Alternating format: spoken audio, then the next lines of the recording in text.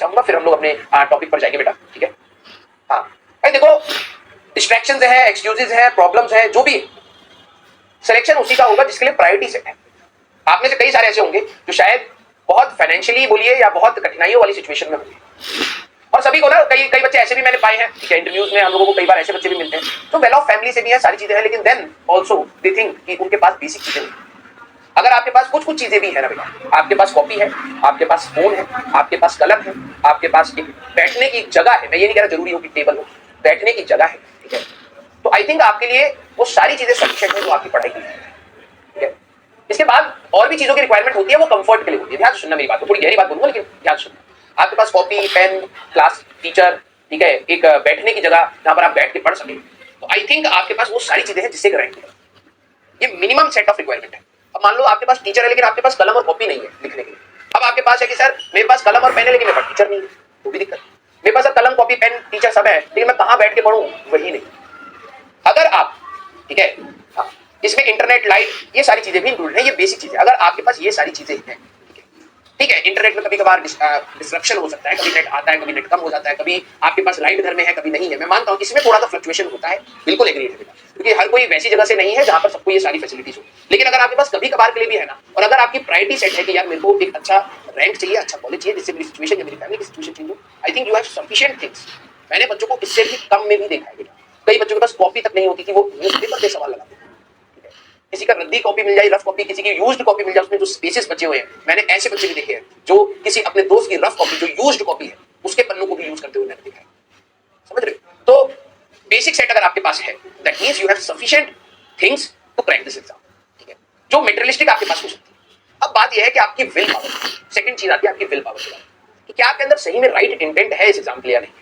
अगर right intent, आपके पास सारी चीजें हैं लेकिन right intent for the exam नहीं है ना बेटा, मैं बता रहा हूं आप हमेशा डिस्ट्रैक्टेड फील करेंगे। तो ये मेंटल स्टेट कह रहे हैं, ये सब कह रहे हैं। मैं आज सचिन सर का एक वीडियो देख रहा था जिसमें एक बच्चा था साहू सरनेम से, उसका इस बार 7000 रैंक आया है जेई में। उस दिन मैं था नहीं, सचिन सर का मेरे को कॉल आया था, ठीक है, कि सर बच्चा मिलना चाह रहा है। उस दिन मेरे दांत का कुछ कैविटी वाला प्रॉब्लम था, तो कैपिंग का इशू था, तो मैं डॉक्टर के पास था, ठीक है, मैं बच्चे से नहीं मिल पाया। लेकिन जब मैंने स्टोरी सुनी ना, तो मेरे को आज रियलिटी में बता रहा हूँ, मेरे को ऐसा फील हुआ कि बच्चा अगर करना चाहता है ना तो सब कुछ कर देता है। शायद अगर हम लोग की लाइफ में नहीं भी होते ना तो बहुत बड़ा चेंज नहीं क्रिएट होता, क्योंकि उसके अंदर इतनी तगड़ी विल पावर की सिलेक्शन की, ठीक है। अब कुछ बच्चे बोलेंगे सर 7000 रैंक ये वो, इसमें क्या ही है, we don't care about it, उसकी रैंक क्या है, उसने सिलेक्शन लिया है, और जिस परिस्थिति में लिया ना, अगर वो परिस्थिति मैं आपके ऊपर फेंक दूंगा तो शायद आप 1-2 महीने तक तो उठोगे भी। समझ रहे हो? मैं सिचुएशन नहीं बताऊंगा, मैं बस ये बता रहा हूँ कि मेरे पास सफिशिएंट एग्जांपल्स आ चुके हैं लाइफ में कि यार ये बेसिक चीजें भी हैं, और बच्चे का अगर अंदर विल स्ट्रांग है ना, तो ये जो आपकी सारे टाइम मैनेजमेंट का इशू है, आपके स्कूल का इशू है, एंड सो ऑन, जो आप अपना गिनना चाहते हैं आपके पीछे, जो आपको गिनना चाहिए, आपके पास अगर बेसिक सेट है और आपका विल पावर स्ट्रांग है, आप इन सारी चीजों को ओवरकम कर लीजिएगा। और मैं हर बार बच्चे को एक बात बोलता हूँ कि आपका ना प्रायोरिटी क्या है।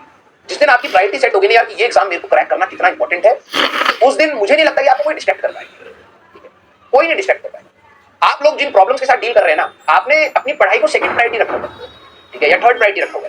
इसीलिए आपको जब पढ़ाई करने आते तो आपको लगता है यार ये वाली चीजें भी तो इंपैक्ट कर रही है इसको।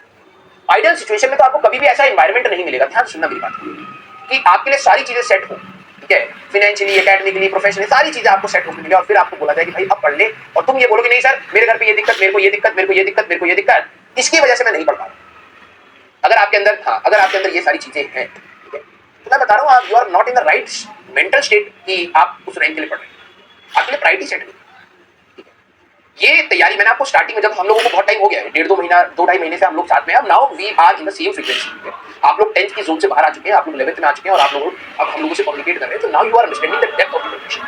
आप समझ पा रहे हैं कि 10वीं क्लास में, है ना, सारे बच्चे, सॉरी, क्या आपको ये बात समझ आ रही है कि 10th क्लास से और इस क्लास में कितना डिफरेंस है। मैं किसी को डिमीन नहीं कर रहा हूँ, 10वीं क्लास मैंने भी पास करी, बहुत मेहनत करके पास करी है, मुझे पता है कितनी मेहनत मैंने दिन रात लगाई।